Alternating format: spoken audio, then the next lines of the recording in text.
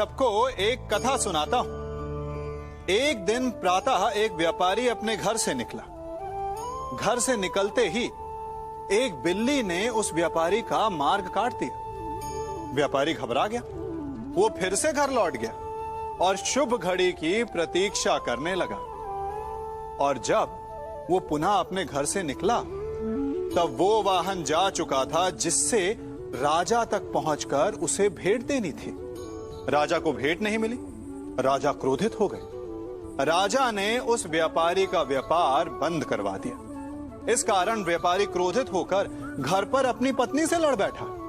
पत्नी अपने बच्चों समेत मैके वापस चली गई और उस व्यापारी के जीवन में यदि कुछ रह गया था तो केवल अंधकार।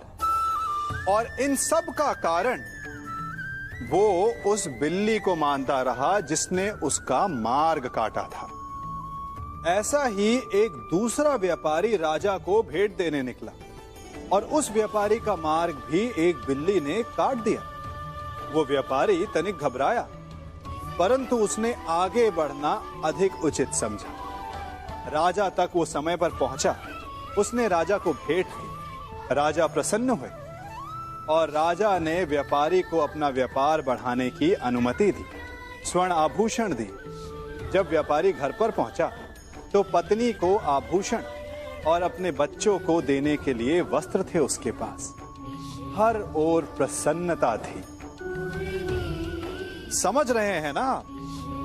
दोनों के साथ एक ही प्रकार की घटना हुई, परंतु दोनों की प्रतिक्रिया भिन्न थी। ऐसा ही हमारा जीवन भी है।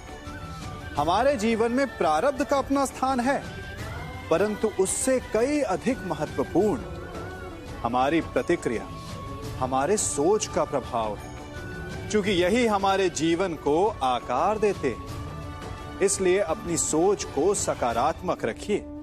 आपका जीवन सदैव आनंदमय